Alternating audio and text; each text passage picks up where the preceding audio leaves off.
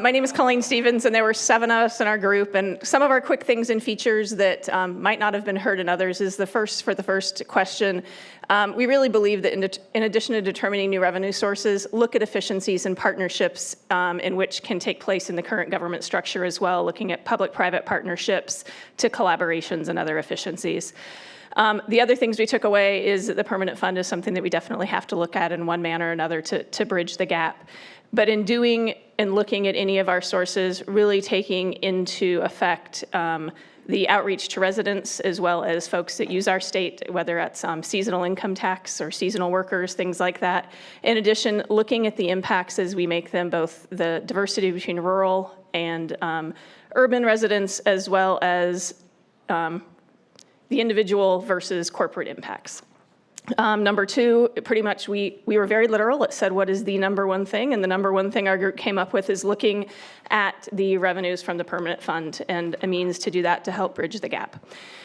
Number 3, we could have gone on about 3 or 4 pieces of paper, and I think the reason we did that is I think we are all empowered to go back to our communities and share this message. What we would love is to have a formal mechanism to both have the tools that we are given today to be able to share and use, but also a place for us to report back our findings and the communications we get from our communities, whether that's the physical towns we live in or the networks of friends that we have.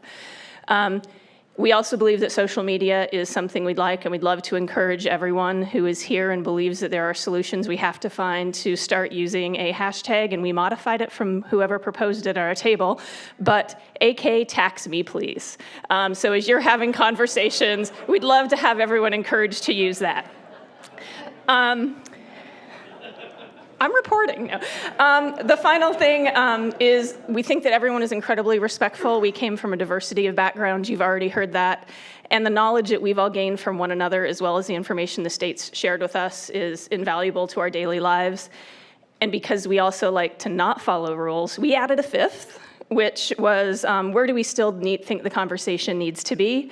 And that is in long-term visioning and guiding that vision out to all the residents of Alaska, as well as coming up with ways to really formulate how we stay in touch afterwards as a group so that we keep the conversation going amongst ourselves.